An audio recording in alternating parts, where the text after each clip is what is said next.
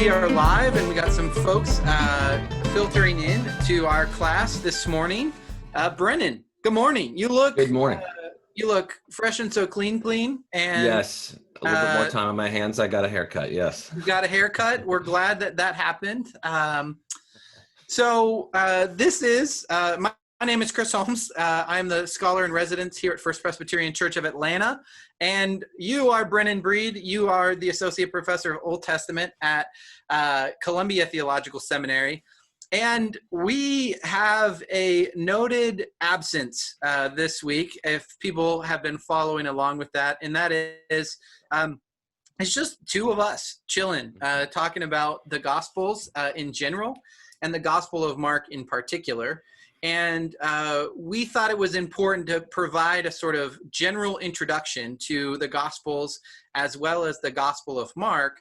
And that's not necessarily like the best invite for a guest host. Like, hey, come do what you do at least twice a year in your introduction to the New Testament class, and do it with, brilliance and flair. So we gave our guest host the week off, and we are talking sort of generally about the Gospels, right, Brennan? Yes, like the old days, like the days when we started Paul. Now, I think it really is important to address these kind of introductory issues, in part because often in churches we kind of assume that we know some things, but then when you stop and ask questions about it, you say, wait, what is this actually? So, I love asking the question of people in churches, what is a gospel?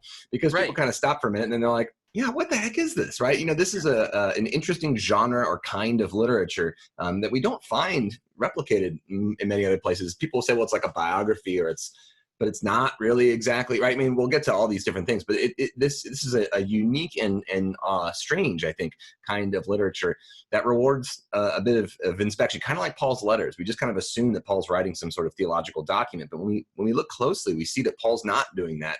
Paul's writing these letters, and then we can compare them to other letters from the Greco-Roman world. So this, I think, is great. So all to say, we're kicking off this Mark study with this really a study of what is a gospel. And we'll talk a little bit about what Mark is throughout. But let's just start off. Where does the word gospel come from, Chris? What when I say gospel, what do I mean? Yeah, so I think this is where, you ask church people, or even when I teach course of study, we slowly introduce this. And you say, what is the gospel? And when you begin to say, what else are there other gospel-like materials in the ancient world, you begin to see like, oh, these are kind of interesting. So gospel comes from the Greek word euangelion, ta euangelion, which, in its sort of most objective sense just means announcement, or sometimes it has a military connotation of news of victory. And so the person who the evangelist was the person who would often run ahead of like a military cohort and announce like, for example, Caesar's victory, like Caesar, the great peacemaker, is about to enter your land, and really claim it for Rome, but he's bringing peace and he's bringing salvation and he's sort of recreating the world in his own way. And what would salvation have meant in that context? Let's say a Roman general is about to enter an area, and we know a little about the peace of Rome, which would have meant a lot of positive things for people in the area, right? Like baths and, some aqueducts and nice water and things like this, but also might have meant some other oppressive policies, there would have been some stuff that people would have been a bit upset about too, losing local autonomy in some ways. But what would this salvation have meant when Caesar saves? What does Caesar do? Yeah, so I think that's a fascinating question, and it sort of it highlights the propaganda, the degree to which good news has an element of propaganda to it. This is first century political spin, at least as it applies to the Roman Empire. So certainly you're saying that by coming under the auspices of Rome, we're going to protect you from non-Romans. We're going to protect you from those that would want to control you for their own means, or that might want to attack your safety. So there's an element of protection. But as we know, there are also elements of taxation. There are elements of insisting on, bringing resources from the wider Roman Empire into the city of Rome, which didn't have great farming land, and it didn't have all of the wealth. And so there is some economic exploitation that's going on. But there is also, in the ancient world, in the early first century, language of the emperor as this great, powerful soter, the savior, and the benefactor. And so, in my understanding, the Roman Empire, in many ways, they didn't feel the need to completely undo what the Greek Empire had done under Alexander. They're happy to allow people to continue to worship their gods, but there is a desire to provide some sense of control, and certainly the economic implications of that are significant. And when we're talking about emperors or their proclamation of good news, I think we also then put it in conversation with biblical euangelia, biblical announcements of good news of salvation.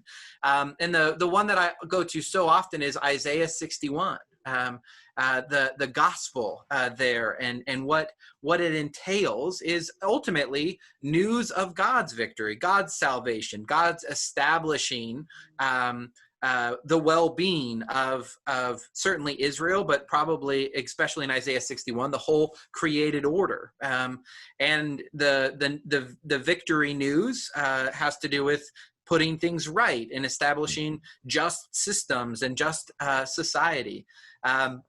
And so we see it in Paul's letters when he talks about the good news. That's how the NRSV would translate something like Romans 1:16. He's not talking about a book of the life of Jesus. He's not talking about that sense of gospel. He's talking more broadly about an announcement of the good things that God has done through the death and resurrection of Jesus. And so it's only, I think, when we start to slow down a little bit and say, oh, Paul uses this same Greek word in a way that's very different than what we understand as the gospel according to, Mark or Matthew or Luke or John. Yeah. And I think it helps too to think like gospel. The English word comes from God spell or good news. God meaning sort of good in Old English, right, or Middle English. Yeah, so good the good news that would be brought by. So it's an actual translation of euangelion, this Greek word. Now they would have been using Greek in the Roman Empire in the East, which would include Jerusalem and the area around Israel, right? So, yeah. So this word, it's not that they would have translated it from Latin or something. The Roman Empire would have actually used this Greek word euangelion, but also then it would have been translated, the Greek translation of the Old Testament, which was in use in Jewish communities at the time of Jesus. That's right. That also translated the Hebrew word meaning good news into or an announcement, a proclamation of good news, like from Isaiah 40 as well, get on top of a mountain and give good news. Yeah, that also would have been translated with that Greek word euangelion. So we see that everything centers around that Greek word euangelion that everyone would have used as this statement of good news, but meaning different things by it probably, right? Yeah. So that if you say I'm bringing good news, there would have been a really loaded term, in the area around Jerusalem, and probably would have been fraught with political implications as well as theological ones, and all sorts of stuff, right?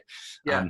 So we're talking about the context of the Roman Empire, but the Roman Empire controlling this area around Judea and also Galilee. We'll kind of be moving between those areas with Samaria in between throughout this gospel. Geography is can play an important role here, but also, do we have any particular evidence of this word being used, savior, good news, anything like that? Yeah, so I know you asked that question because you want to do your show and tell again, because when you were at Emory, you got to go on a cruise in Turkey and like It was a eat like junket. impressive food and travel with scholars. But yes, there is. And when I've been talking about Caesar and the good news that Caesar brings, one of the test cases of that is an inscription from the 9th century BCE, and you have a picture of it. And not 9 BC. Yeah, right. Yeah, and so this right here, I'm going to share this. This is an image that we have here. Do you see the temple here, Athena's temple? There you go. It's coming. There we go.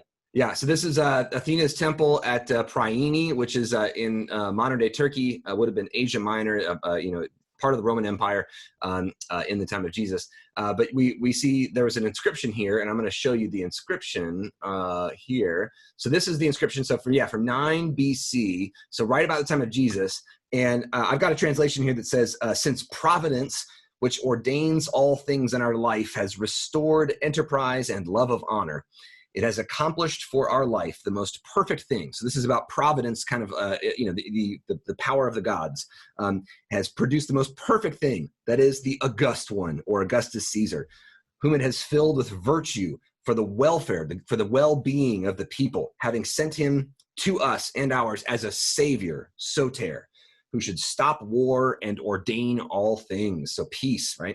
Having appeared, however, the Caesar has fulfilled, and that is Augustus Caesar, has fulfilled the hope of prophecies, since he has not only outdone the benefactors who had come before him, but has also not left to future ones the hope of doing better. The birthday of this god, Augustus Caesar, has become through him a beginning of the good news.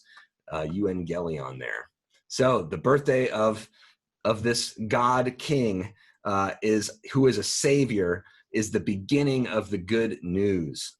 It sounds a lot like Mark chapter 1, verse 1, the beginning of the good news. Yeah. So yeah, great. And so again, for those at home, those that maybe haven't memorized all of the Gospel of Mark yet, the first verse is the beginning of the good news of Jesus Christ, the Son of God. And that what you just read from the translation of the inscription is that the birthday of Augustus is the beginning of the good tidings, of the good news, the euangelion, for the world that came about by reason of him. And so some scholars have made a good bit about this possible echo, this possible illusion. I'm sure that it would be difficult to suggest that all of Mark's earliest readers were aware of this inscription, and therefore were like, oh, I see what you're doing there. But it is, I do think that it's at least worth saying that when Christians came talking about their euangelion, when they talked about their good news, that good news entered a world of other messages of salvation, other messages of good news. And in that sense, there is a competitive nature. And, we often hear in sermons and in Bible studies that when you say that Christ is Lord, kurios, or soter, that is always spoken in competition with other potential lords or saviors, and so this really great inscription provides some of that very fundamental language of soter and good news as a good counter conversation to what we see at the beginning of Mark.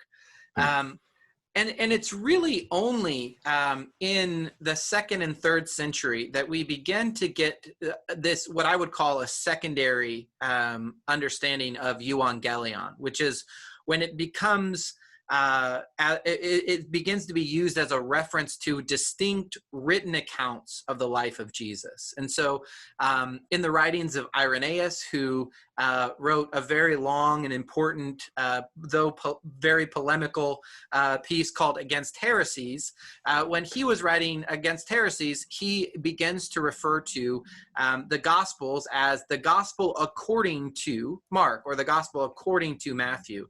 And it seems like it's really in this conversation of some competitive accounts of Jesus's life, or some different versions of the life of Christ, that we begin to get this language of the gospel according to so and so. And so it is, our Gospels, again, if this were an intro to the New Testament class at a seminary, we would point out that our earliest Greek texts suggest that they are anonymous documents, that they don't have an author clearly stated, and that it was only later in the 2nd century that we begin to get the Greek phrase kata markon, according to Mark, or kata mathion, according to Matthew. And so I think that's an important sort of distinction, but they become a distinct element in the biblical literature.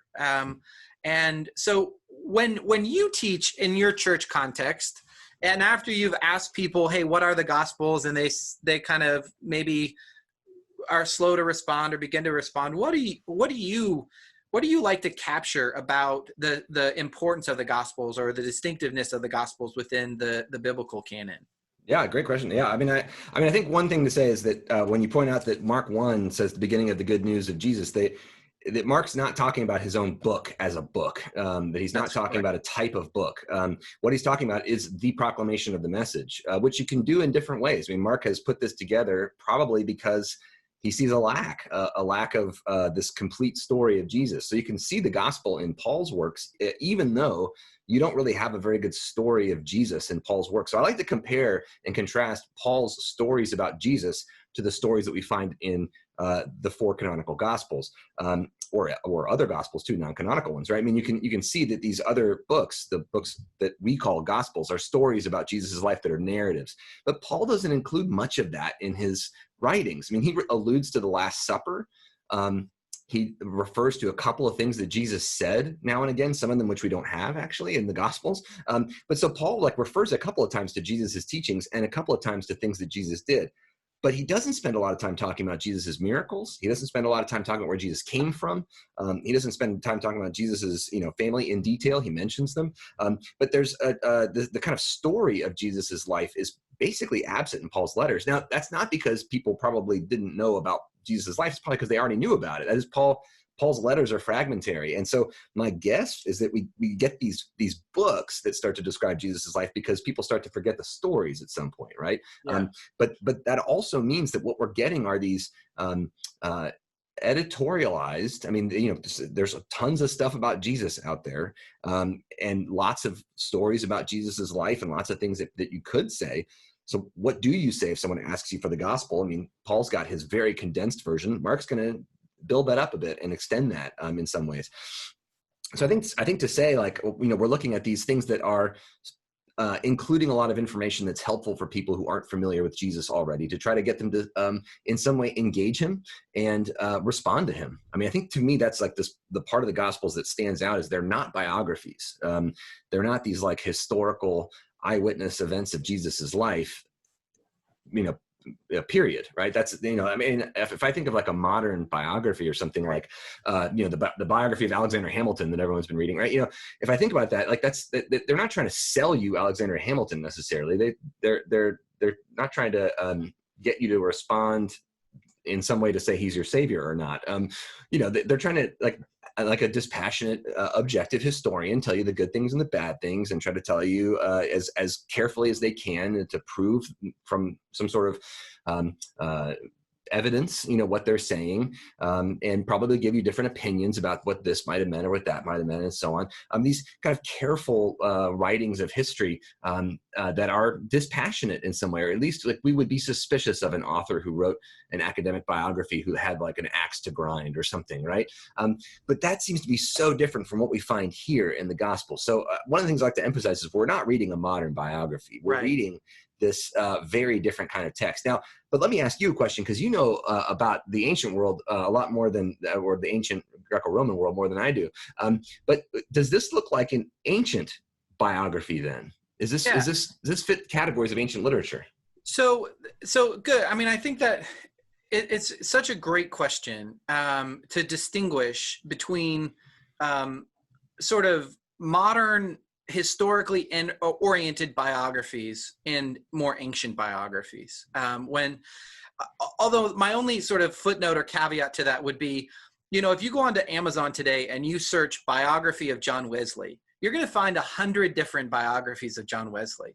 And you begin to see, like, wait, this is the same person, much closer in history to our own time. And yet people are still arguing about the authoritative account of Wesley's life. And there may be variety because of the types of sources they use. Maybe it's a biography based on his letters as opposed to his sermons and his more ecclesial work. Maybe it's a biography based on, stories from his family and his focusing on his childhood. But I say that just because, when we look at the New Testament, we have 4 Gospels. Even if we think of them as ancient biographies, we shouldn't be surprised that there are some important similarities and differences among them, because that's true of modern biographies that are much closer in time to our own time. But there has been a good amount of scholarly work about the Gospels and about whether or not it's helpful to think of them as in the genre of ancient biography. And there was a distinct genre in antiquity that we would, sort of categorize as biographies. David Auney, who taught for a long time at the University of Notre Dame, said, that an ancient biography is a distinct narrative account of a person perceived to be of historical importance. And so, and right there, you can see it's a narrative account of a historically significant person. Now, these ancient biographies are not eyewitnesses either. Nobody, has a tape recorder or video evidence of the person that they're writing biographies for. But biographies contain 2, very basic elements. They contained information about what a person said and what a person did, and usually some amount of reflection about their upbringing and about the way that they died.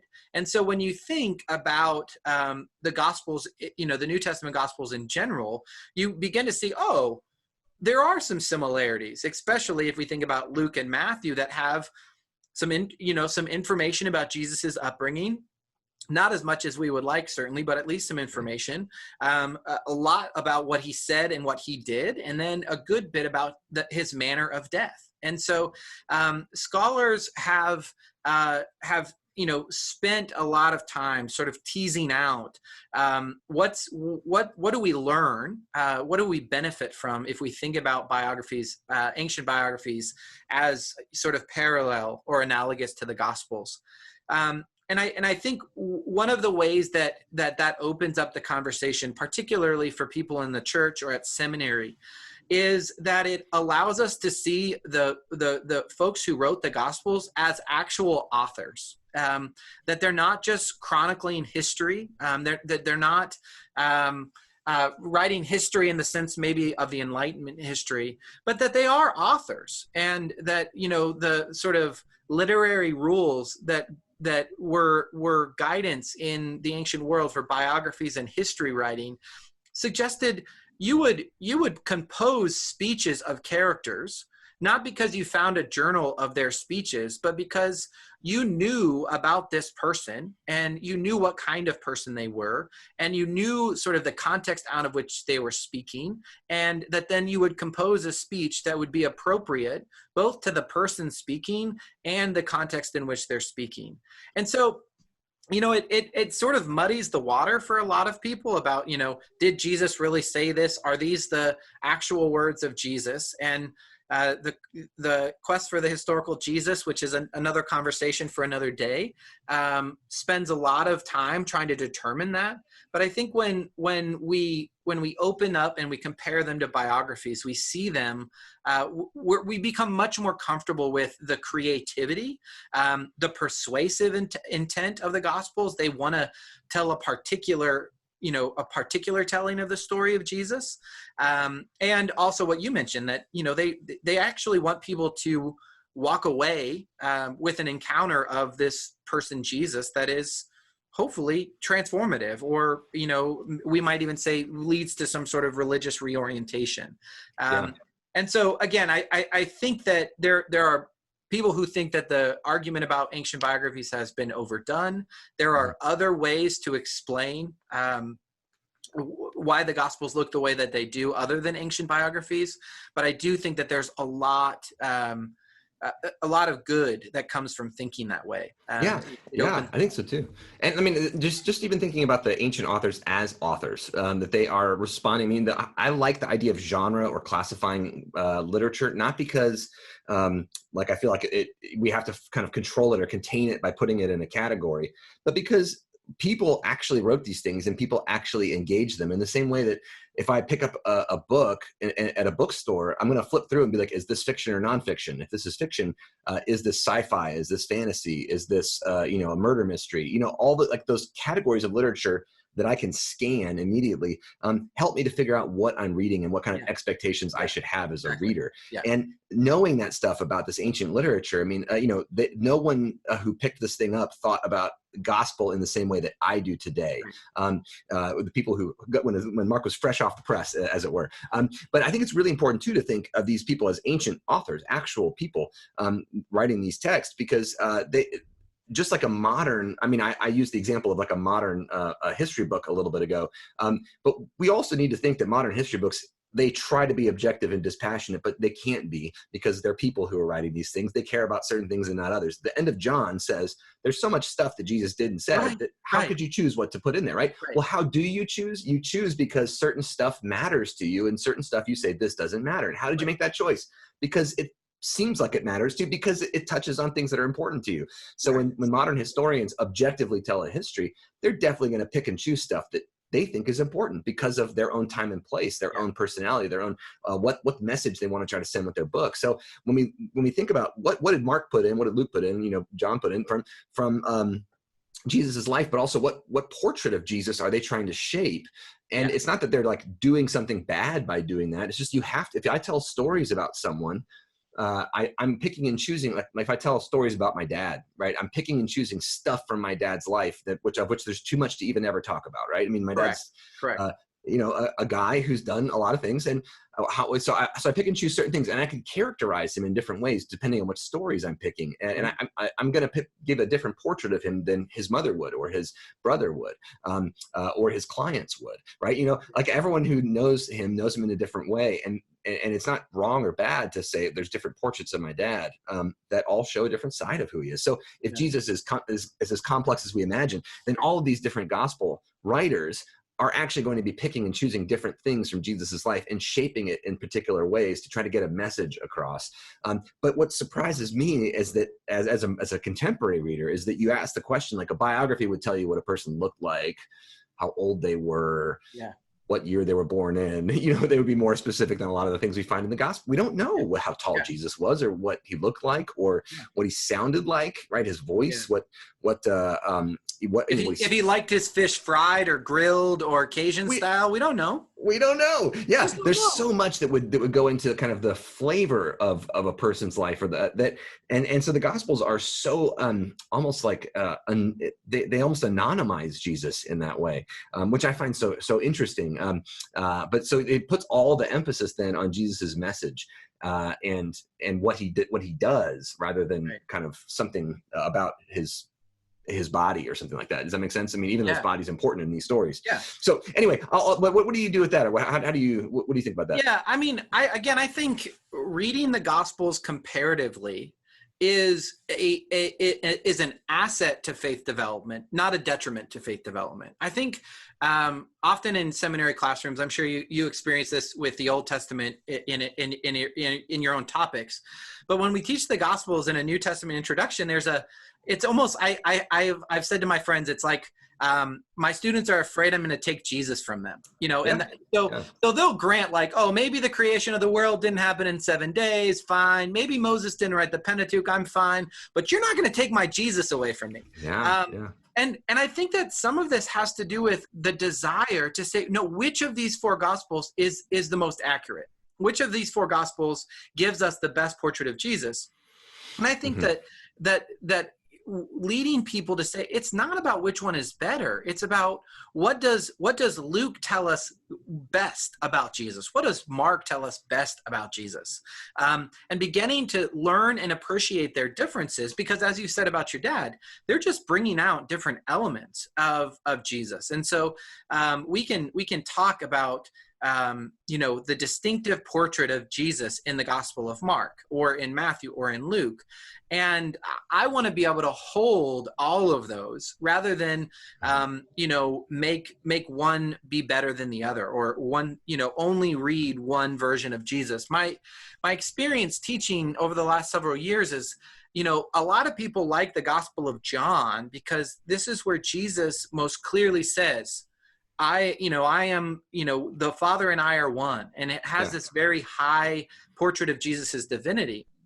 Well, that's great. But you've also got to, sort of balance that out with the Mark in Jesus, or the Jesus of Matthew, or the Jesus of Luke, because I just go back to saying it's an asset to be able to see that the four Gospels provide not completely disparate portraits, but distinct portraits of Jesus, and begin to ask those questions about why.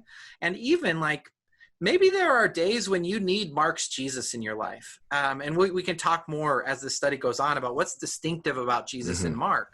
Yeah. And so it becomes an asset to our faith and to our preaching life and our teaching life as Christians that I do think is important.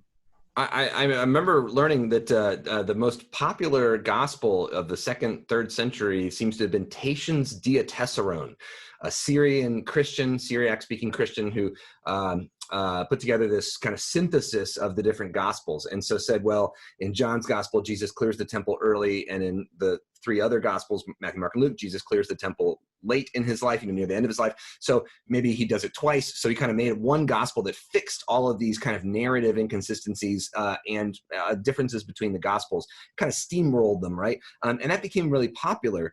But then it was other church leaders who ended up saying, actually, this is not a good idea, right? And wasn't it Augustine who put the kind of final nail in the coffin for Tatian's Diatessaron and other harmonies of the Gospels? Because Augustine said, we need stereoscopic vision of the Gospels. We need to have these different portraits of Jesus that are going to show us these differences, because otherwise we're not going to retain these differences, right? We're just going to get one picture of Jesus. And that's what's amazing, is that Jesus does kind of seem different to so many of the different people that Jesus comes into contact with. So retaining these differences allows us to see more depth of field of who Jesus was and is. Yeah.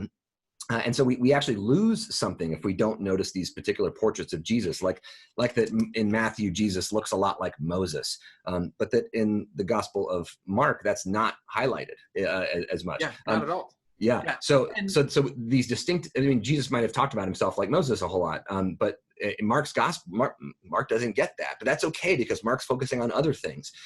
So we get these different portraits of Jesus that we need to kind of hold in tension in some way, but that's a productive tension rather than a problematic one, at least I think. But one thing that people focus on when they focus on the Gospels is what's called the Synoptic Problem. Now, we don't need to get in the weeds in this, but what's a couple minute overview of what we mean when we say that there's a synoptic Gospels group and that there's a problem here? Yeah. So this is when I teach classes here at First Pres, and usually in person, I say this is a cocktail term. This is what you throw out. Remember the times when we used to have cocktail parties? Yes.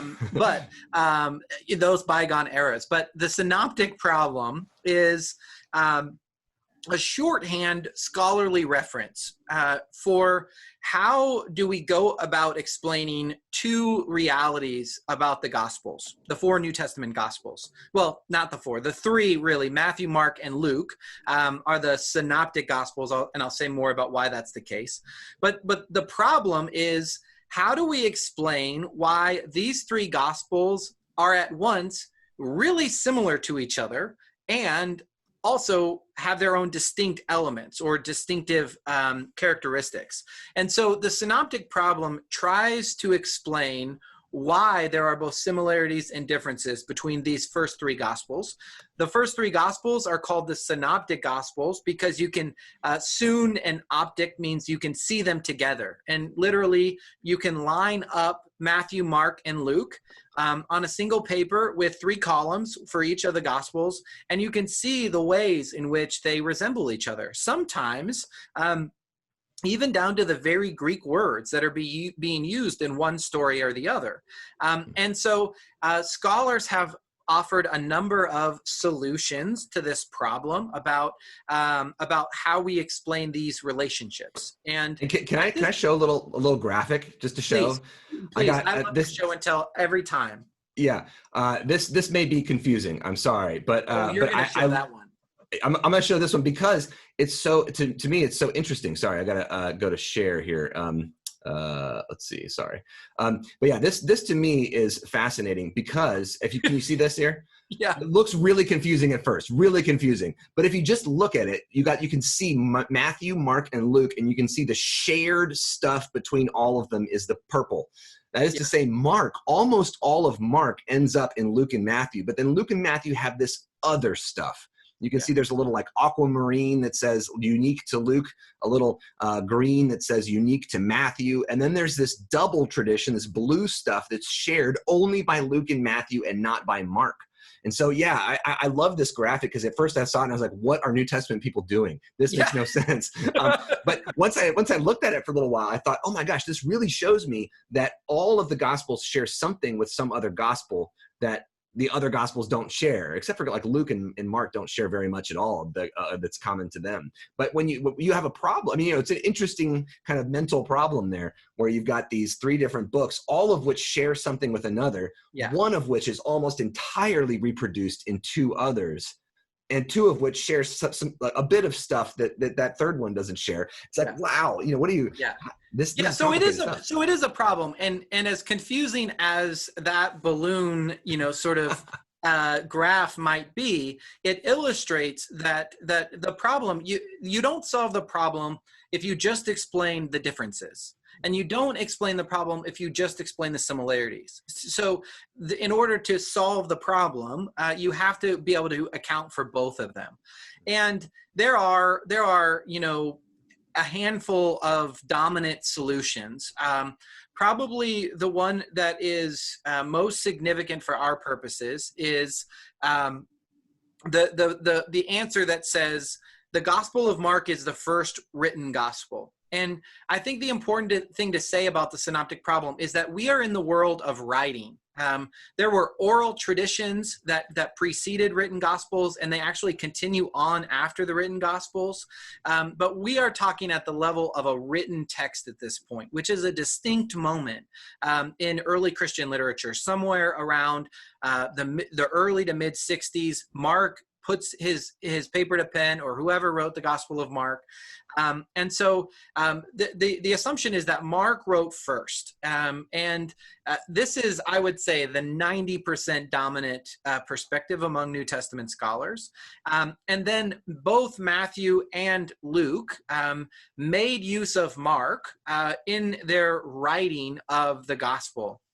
Shively Smith, who was on with us years ago, it feels like, shared with me the idea that all of the gospel, that Matthew and Luke share sort of the Markan spine, that Mark provides the core of both Matthew and Luke, and that Matthew and Luke then add to the beginning and the ending of those gospels. So we have infancy accounts in both Matthew and Luke. We don't have those in Mark. We have extended resurrection appearances in both Matthew and Luke. We don't have those in Mark, at least in the original version of Mark, most likely.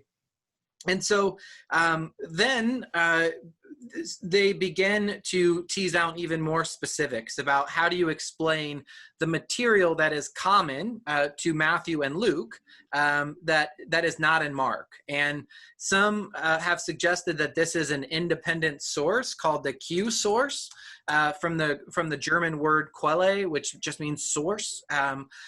There's a lot of engagement around that. There's a few detractors.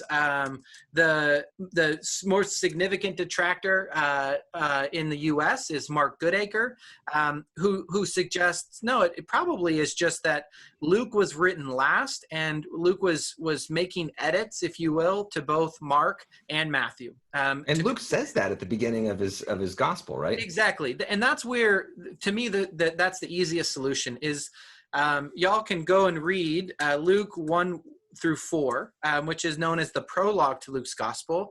And he signals clearly to his reader or readers, I've read these other accounts of the life of Jesus and found them lacking. And so I wanted to create an orderly account of what has been fulfilled among us. And so, the likelihood that Mark and Matthew are sort of being consolidated into Luke seems like the simplest solution to me, but I am not a synoptic problem expert, as is Mark Goodacre or some Stephen Carlson, who has put together a great website on the synoptic problem that I'll try to share in the chat box after a little bit on Facebook. But yeah, it's a pressing problem. And it's something that we do ourselves a good, at least to know the conversation. But theologically, we can say, like, these different authors, Luke says this, hey, I read these earlier accounts of Jesus, not that they're wrong, but that there was something missing in them. And if we didn't have Luke, we wouldn't have the Good Samaritan, say. Right. We wouldn't have the Road to Emmaus story. So he knows those stories, and he's like, these weren't in there, right? But also, like, Matthew reads Mark, and Matthew says, the Sermon on the Mount's not in there. But, right. Mark might say, well, that's really long. I want my readers to be kind of caught up in the story of Jesus. Paul has all that stuff about, the kind of teaching and preaching about Jesus and stuff. I wanted the narrative stuff, that seems to be more characterized Mark in particular. So you can see how you would sit down these different authors and say, write about the life of this famous person. They might pick different ways to do it. We can see that kind of conversation happening, but also, we can engage these gospels individually and say, what do we learn about Jesus from this, right? That we don't learn from these other gospels necessarily in their portraits. So speaking of that, yes, come on now. What is Mark? Who is Mark? Where did Mark come from? What can we know about the particular place and time that Mark was written? Tell me about Mark. Yeah. So I think this is, technically, we mentioned this earlier. The gospel, according to Mark, is technically an anonymous gospel or an anonymous writing. Nowhere in the beginning, middle, or end do we get a clue about who wrote it. There's no sign off like, hey, it's your brother Mark writing off from Caesarea. There's nothing like that. And people have done a lot to think about why this anonymity is there. Were they afraid of persecution? Did it just not matter in the early church? But it's in the 2nd century that we begin to have traditions that connect it with Mark. Now, even when we connect it with Mark, there's the question of which Mark, because in 1 Peter 5, we learn of a Mark who's an associate of Peter. And in Acts 15, we learn of a Mark who is a traveling companion of Paul. Now, that Mark could be the same person. Mark and, Peter and Paul could have the same friend, but it could be another Mark, right? And so there's always the question of Mark, of which Mark. But the tradition that is probably most well known to people in the pews as well as in seminary is that Mark was an associate of Peter and really was the person who put to writing the sort of oral history that Peter provided. And one of the comments in Facebook from Dennis Rice was asking about the Papias quotation. And so I'm going to just share a link in the chat box where you can get some ideas about what Papias has to say. But Papias was a bishop around 125 CE who apparently wrote some things about the Gospels, but those writings have been lost. We don't have access to them. But what we do know about Papias, we know from a much later church historian, Eusebius, who wrote in the 3rd to 4th century BC or CE. And Eusebius is one of these people that scholars are like, okay, he's kind of our only historian on a lot of things, but he's not always the most reliable one. So there's always a question about the degree to which we trust Eusebius and the degree to which we trust Eusebius on what he has to say about the Gospel of Mark.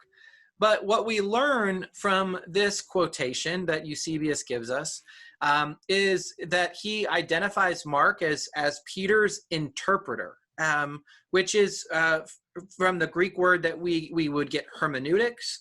And so does this mean translator? Does this mean that Peter was maybe speaking in Aramaic or Hebrew and Mark was the one writing in Greek, possibly? Or does it just mean interpreter in the sense of the explainer or the introducer or the, that sort of sense? The hype man. Huh? The hype man. The hype man. Yeah, exactly. Yeah, he's definitely the hype man. He's got the boombox following around Peter. I mean, Peter needs one, right? Yeah. But so Papias does also say that, like, he tried to write things down accurately, but also like trying to remember them. Yeah. And he also says they were not in an ordered form. So right. He had no intention, this is from that quote, had no intention of providing an ordered arrangement of the sayings of the Lord. So Mark didn't do anything wrong when he wrote down these individual things as related from memory. He's not trying to be false. He's just, but he, in other words, what we can get from Papias is we know that, at least according to Eusebius's recollection of what Papias said, if we take this at face value, then that means that Papias knows, and other people in the 2nd century know, that Mark is not trying to give us what we think of today as a history, but he's right. Instead giving us this edited, collected group of sayings and actions of Jesus that are intended to convince us about something about that Jesus is Lord, right? Yeah. But it's not like he might feel the freedom to arrange these stories in a particular order, because there might not have been this known order that Jesus did this and then he did that and he did that. There's all these memories that are kind of roaming around in oral form, written form, and so on. And that what Mark is trying to do is give us an ordered story, even if he knows, hey, I don't know when these things happen necessarily in Jesus's life, right. But I'm going to kind of put them together like this. Does that make sense? Is that what you get from Papias?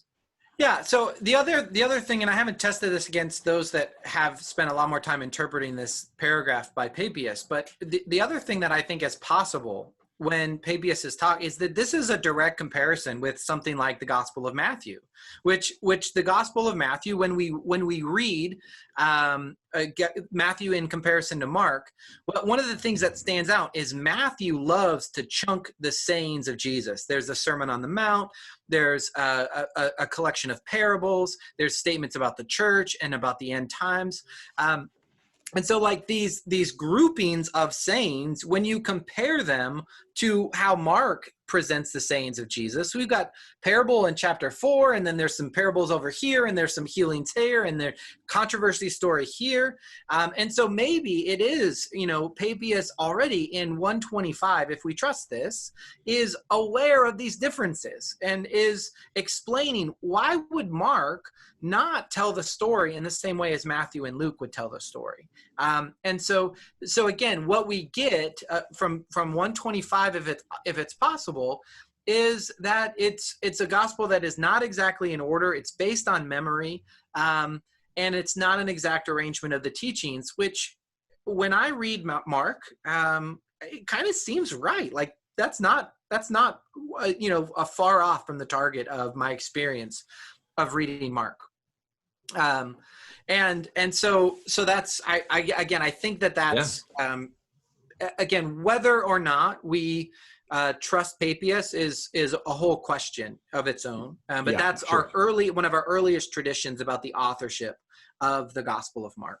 Right. And so it's fascinating too, because, whereas many of us read the Gospels and come to them with the expectation that everything is going to be historically accurate in the way that we mean historically accurate today, kind of objective in that sense, and so on. What we find instead is that God is working through literature as it occurred in the ancient world. I mean, that God isn't making a special kind of literature that only Jesus has access to or something that's perfect. But instead, God's using the way that people wrote, the way that people remembered things, the way that people passed them down. God's working through the culture that existed at the time in order to produce literature that would have looked a little bit like it. I mean, so that people at the time would not have thrown it away and said, this doesn't make any sense to me. You know, it would have made sense in the ancient world.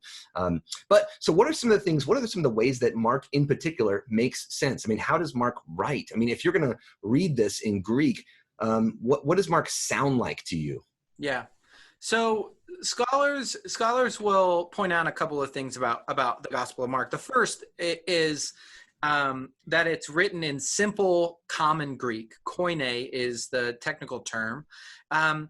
Not to suggest that it's necessarily translation Greek, you know, as if the writer is maybe first language is Hebrew or Aramaic.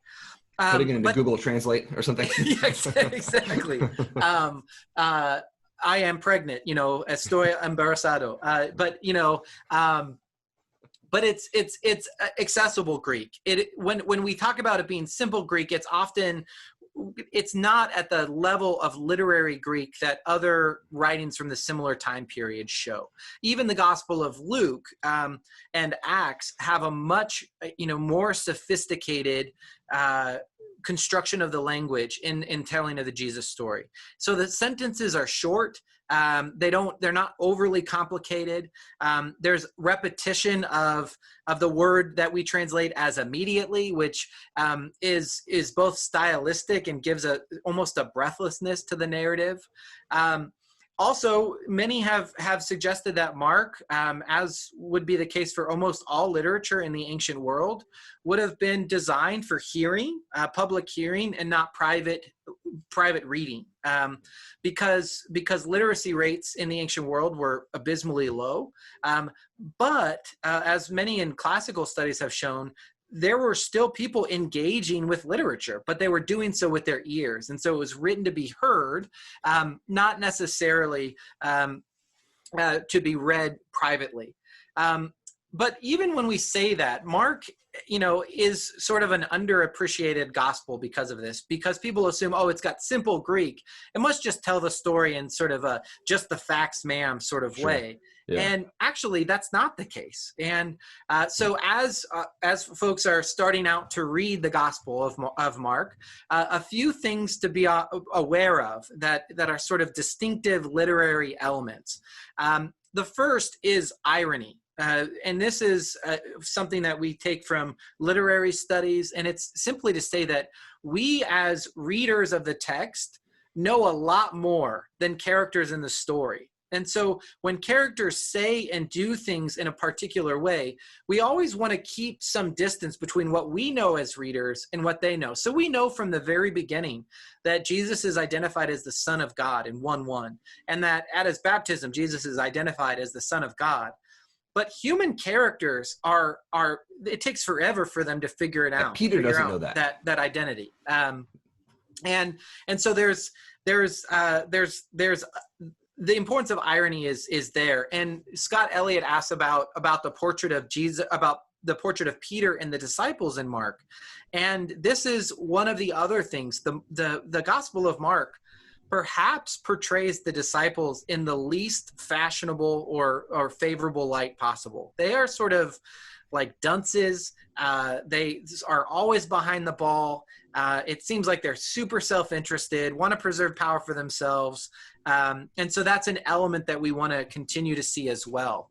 And some people have said, yeah, maybe that's because if Mark is Peter's interpreter, maybe Peter is like being humble, like saying, hey, I didn't do these things right, learn from my mistakes in a way. Yeah. Or some people have suggested that if Mark is actually working with Paul, that maybe the Gospel of Mark is intended to try to talk to some of these audiences that have heard Peter's gospel but not Paul's, and so this may be in a way trying to detract a bit from Peter, which had it seemed, we talked about the book of James, which seems to reflect this somewhat different form of Palestinian Christianity that is slightly different from what we come across in Pauline Christianity. So there might be part of a tension there, or it might might be part of kind of Paul's humility, Peter's humility, but it's hard to know about which, right? Yeah. But that also plays into the irony aspect, right? That these kind of the disciples don't know things that we know as readers, or that we think we know, right? But then again, when we start thinking that we're a lot better than Peter, that we might be in hot water.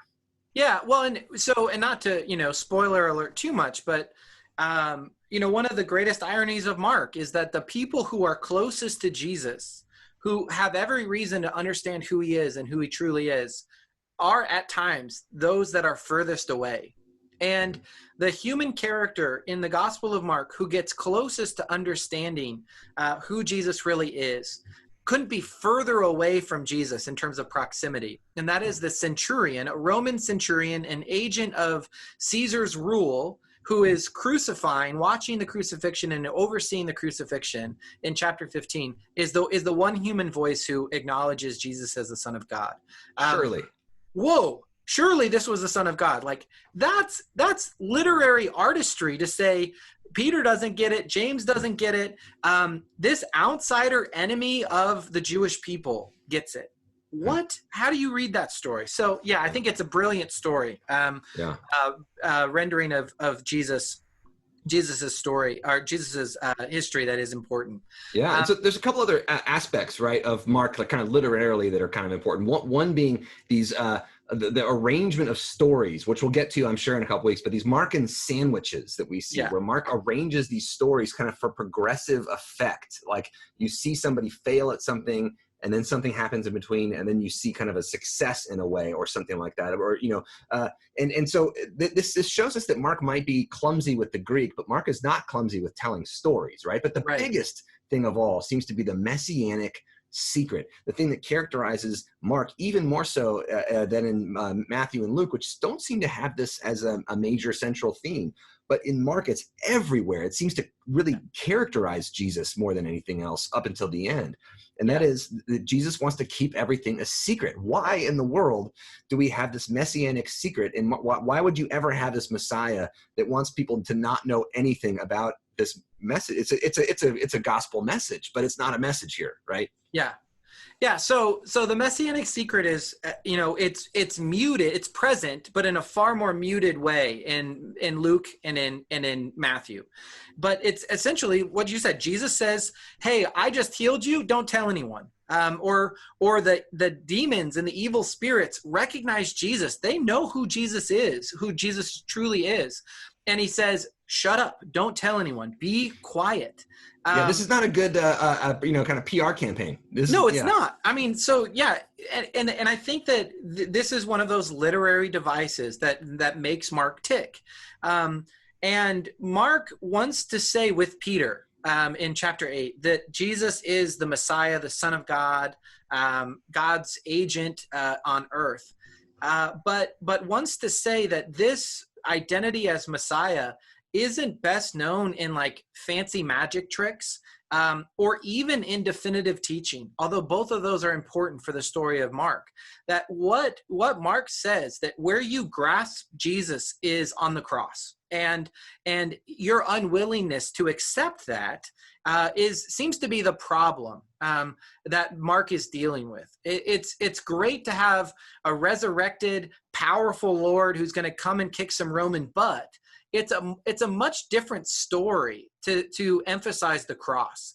And this is where people have, I think, seen some really generative connections between Paul and Mark, that Paul is also really sort of blatant about the importance of the cross. And that if you try to get rid of the cross and the messiahship of Jesus, that you've evacuated all meaning, that you can't separate them.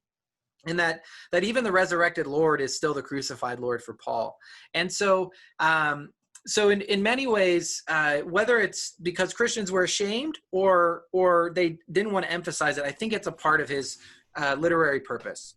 And the fact that, Paul even says, "Hey, this is foolishness. This is supposed to sound ridiculous to anyone who hears." Right? I got one last show and tell today, and that's this right here. Let's see.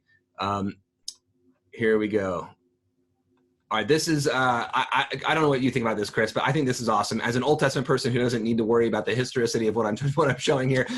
But this, at least from what I know, this is the Alexamenos Graffito. It's a bit of graffiti from the 1st century CE, preserved on the Palatine Hill. It was in Rome, central Rome, right near the Forum, where there was a barracks, an army barracks, and this was scrawled into the kind of the wall, the plaster wall there, uncovered with archaeology. And it says Alexamenos, and on the left, that's the kind of the actual graffito. On the right, that's a line drawing to help us read it and see it better.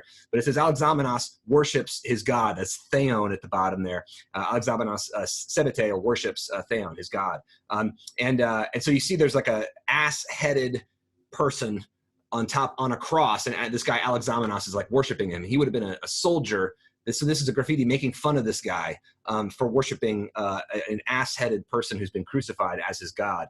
And the reason I put that up there is just to say that crucifixion was a state-sanctioned death, right? I mean, it was a punishment for treason, among other things. You know, like a slave revolt, right, would be met with mass crucifixions to scare slaves off from revolting, or people who were treasonous against the Roman Empire. So here we see this kind of image of what would it be to worship a crucified Messiah, and this may be someone making fun of a Christian, right, an early Christian. Yeah.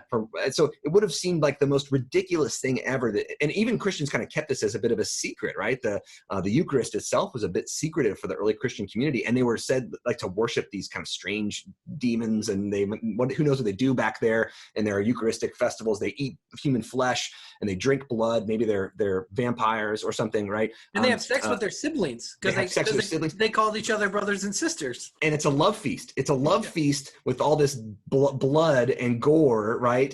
You know, and they're worshiping a crucified God. They must be Satan worshipers, you know, devil worshipers, right? And they thought they were quite literally, they're desecrating bodies and stuff, you know.